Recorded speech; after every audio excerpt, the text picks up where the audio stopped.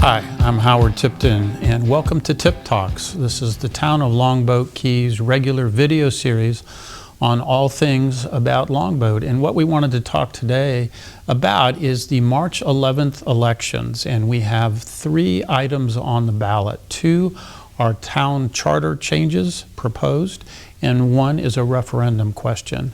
I'm going to start with the 2 town charter items. The first one is a recommended change to the commission meeting schedule. It has historically been that they do not meet in July and August. The charter, which is kind of the town's constitution and only can be changed by the voters, right now reads that the town commission should be having a meeting in July. We're able to get around that by having a late meeting in June, gets us through the budget process that we need. And so the town commission is asking for the community's input on whether or not the overall schedule can be adjusted, and that's what that charter amendment is about. The second one is about the ability to appoint an acting town administrator for periods of time. If the current town manager, myself, is not available, they can look both inside and outside the organization for a temporary replacement. And so that one is, that's what that's about. Right now, state law kind of prohibits us from appointing the fire chief or the police chief or the finance director to be the acting town manager because of a dual office holding prohibition. So those 2 are pretty straightforward, but I want to get to now the bigger item, and that's the referendum question. And joining me today is Isaac Brownman. He's our assistant town manager and is somebody who has had great familiarity with this subject. And so it's the subaqueous line that goes underneath Sarasota Bay. It needs to be replaced, and the referendum item is really about how we want to pay for it. And so I'm going to start with the quick question of, is this project optional? Thank you, Tip. No, it's not. We have a pipeline that carries all the raw sewage and wastewater from Longboat Key to the Manatee County Treatment Facility. It's been in place since 1973 and put into service in 1975. It's a ductile iron pipe, which is it's not a bad material, but it's been in place for 50 years. And with that 50-year period of time, it's reached really the point of its service life. We were looking as a town to keep it in service a little longer, and then we had a pretty massive leak in it in 2020 that really drew the attention of the town, the commission, and also the state regulatory agencies. Yeah.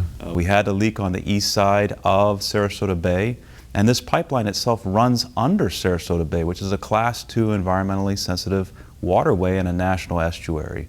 So we're very careful about this pipeline. It's their single pipeline that carries this wastewater. So the town's actually been planning this project for some time. So we believe it is very necessary. And the new pipeline we'll be installing will also be under Sarasota Bay. Subaqueous is just a fancy word for under the water. Right. So it'll be under the bay with a new material called high density polyethylene, also known as HDPE, which has a very long service life, even longer than the ductile iron. And this is one of those once in a generation type projects. So once we put it in, we don't want to touch it, we don't want to mess with it anymore, just continue to provide reliable service to the town of Longboat Key. To get our wastewater off of the island, we have to pump it 4 miles to the Manatee County Treatment Facility. So the new pipeline we're installing is about 2.5 miles of that, because the last 1.5 miles we already lined back in about a year or 2 ago. So it is a necessary project. So necessary project, not an inexpensive project, something in the magnitude of about $30 million. Yes, sir.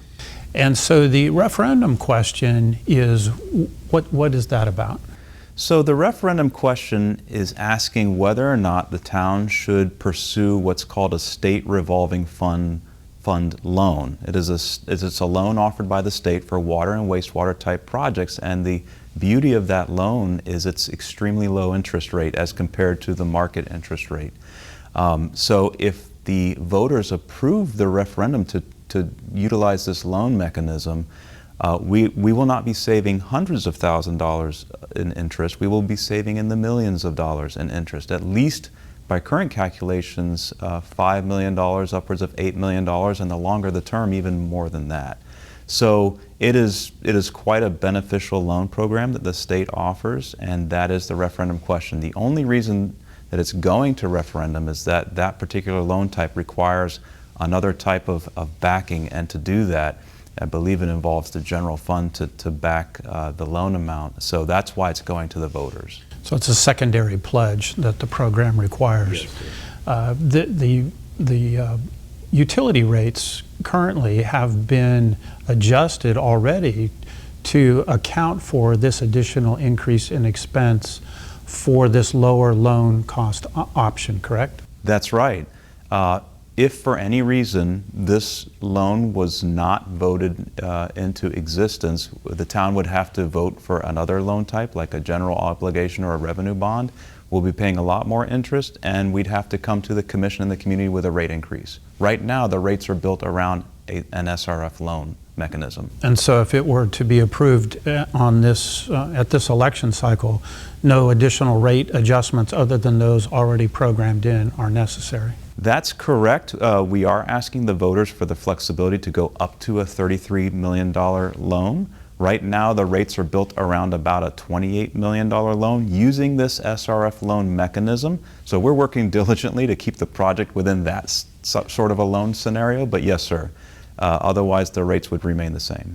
The other thing we want to mention too for the folks is understanding that the town has secured money both at the federal level to help offset these costs, and we're also making an ask at the state level of $1.5 million through this legislative session to help further reduce those costs. So it's a big project, but looking for a number of different partners to help us get through it. That's right, and we're going to continue asking, making those requests and seeing where we can gain some momentum with that. So there you have it. Those are the three items that will be on the ballot for March 11th. The first two are town charter amendments. The second one is a referendum on the financing of a project that is required. And essentially, the way you can break that down and think about it is, if you want to pay less, vote yes, and if you want to pay more, vote no.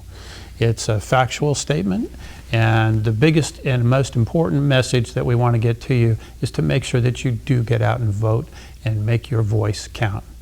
That's it for now. Thank you for joining us. Until next time, be well.